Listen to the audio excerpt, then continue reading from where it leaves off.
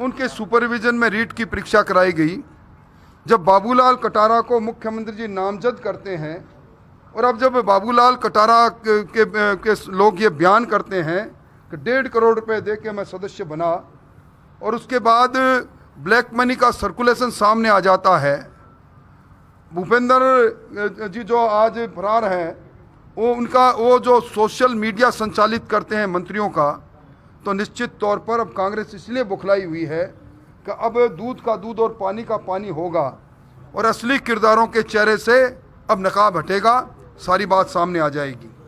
आज देश के अंदर संविधान है और संवैधानिक तौर पर केंद्रीय एजेंसी हो चाहे राज्य की एजेंसी हो, उनकी जांच में बाधा पैदा करने की नीयत के साथ प्रदर्शन और धमकी भरे वक्तव्य देना, मैं समझता हूं ये संघवाद को कमजोर करने की बात है। मुख्यमंत्री जी को ये शोभा नहीं देता।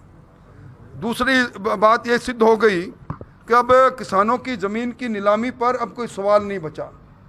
विधानसभा में दर्जनों बार मैंने कहा था कि किसान की जमीन की नीलामी आप डेट रिलीफ एक्ट लाने के का बहाने से रोक नहीं पाओगे। और अभी 19,000 किसानों की नीलामी की बात है, ये कुर्की बात आई है। नेशनल बैंक और शेड्यूल बैंक के 6 लाख से ज़्यादा किसान जिनकी फुट्टी कौड़ी भी जिन्होंने दिसंबर 2018 को फसली ऋण लिया माफ़ नहीं हुई, अभी 1,13,000 किसानों के खाते एनपीए और हो चुके हैं, वो भी नीलामी होगी। और सरकार का अब किसान विरोधी चेहरा भी सामने आ गया है। और कुछ 11 तारीख को सुन पायलट साहब भी अपनी पार्टी के ऐलान कर सकते, किस तरह से बीजेपी देख रही है? देखिए, वो सचिन पायलट क्या करते हैं ये उनका खुद का निर्णय है। कांग्रेस का अंतर्द्वंद हमारे सामने है, पर 11 तारीख को कई उन्होंने काम किए हैं और 11 तारीख को कौन 9-2-11 होगा वो समय बताएगा। पर ऑटो पायलट मोड पर उनका विमान उड़ रहा है, कहाँ रुके उतरेगा ये मालूम नहीं। पर मैं ये ज़रूर कह सकता हूँ कि अंतर्द्वंद आज भी जारी है, एक दूसरे को अपमानित करने की बात आज भी जारी है। और मुख्यमंत्री जी ईडी की चिंता कर रही है। मुख्यमंत्री जी को उस समय चिंता नहीं हुई जब मुख्यमंत्री जी ने सार्वजनिक मंचों पर कहा कि हमारे विधायकों के पास बहुत बड़ी अकूत धनराशि आई है, उस धनराशि को लौटाए नहीं, जितना खर्च किया उतना वो देने को तैयार हैं। जब उनके मुख्यमंत्री जी के पास सारे सोर्स हैं कि ये सर्कुलेशन ब्लैक मनी का कहाँ हुआ, उन्होंने अपने वक्तों में कई बार कहा, तो अब सारी बातें उनको भी आगे आकर ईडी को बतानी चाहिए। कांग्रेस प्रभारी कह रहे हैं कि नहीं अब सब कुछ ठीक हो चुका है, सार्वजनिक नहीं करेंगे, लेकिन चाय के प्याले में तूफान दिखाई नहीं देता, पर चाय का प्याला जब खनकता है तो सारी चाय बाहर गिरती है। इसलिए ये सारी बातें कुछ रखा नहीं।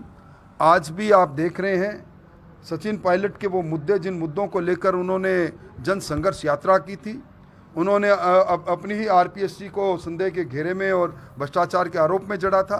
उन्होंने पेपर लीक में ऊपर तक के तार होने की बात कही थी। और हम तो सचिन पायलट जी ने जो कहा कि असली किरदारों के सामने आने चाहिए पेपर लीक में, उसी काम में ईडी लगी हुई है। मैं तो उनको सचिन पायलट जी शायद ईडी के इस काम के लिए धन्यवाद भी ईडी को देंगे, क्योंकि उनका वक्तव्य उनका ऐसा ही था। और अब अगर वो वापस जाके और सुलह की बात करते हैं तो निश्चित तौर पर मुद्दों की बात नहीं थी, फिर किस्सा कुर्सी का था। और किस्सा कुर्सी में समाधान तब होता है जब सत्ता के में किसी न किसी तरह की सहभागी की बात होगी। तो अगर किस्सा कुर्सी में कोई बात हो गई हो तो मुझे मालूम नहीं।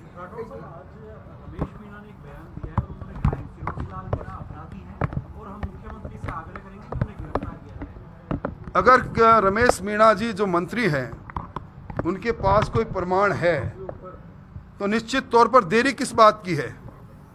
किरोड़ीलाल मीणा भी अपराधी हो सकते हैं, हम सब भी अपराधी हो सकते हैं, पर किरोड़ीलाल मीणा ने सारे उन बातों को सामने कर दिया जो बातें इन सब के द्वारा करते किए गए थे। आज जब किरोड़ीलाल के वार से घायल होने लगे तब उनको ये बात आई। अगर उनके पास है प्रमाण तो चुप क्यों बैठे हैं? सरकार लिए बैठे हैं, करो ना कार्रवाई, फिर देखते हैं।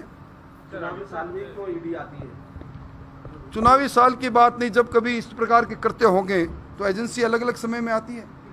जब खुद इनके समय में इन्होंने सीबीआई के बारे में ये कहा करते थे कि इन्वेस्टिगेशन बहुत ठीक करती है, हम कहा करते थे इसमें कहीं न कोई बात है, और आज उन्हीं एजेंसियों के बारे में इस प्रकार की बात करते हैं। मुख्यमंत्री ने कहा है कि जब ईडी कार्रवाई कर रही है तो ध्यान रखें कि वक्त बदल रहा है, अधिकारी इस बात का ध्यान रखें। इस प्रकार की धमकी मुख्यमंत्री जी दें तो मैं भी कहता हूं कि भ्रष्टाचार में लिप्त जिनकी सरपरस्ती में सचिवालय ने सोना उगला, धन उगला, और जिन लोगों ने कमीशन में एक रिकॉर्ड बना दिए, वो भी ज़रा ध्यान रखें। सरकार की सरपरस्ती में अब जो कर रहे हैं वो भी ध्यान रखें कि आने वाला समय बदल रहा है, उनके नाक से भी भ्रष्टाचार का पैसा निकालना हमें आता है।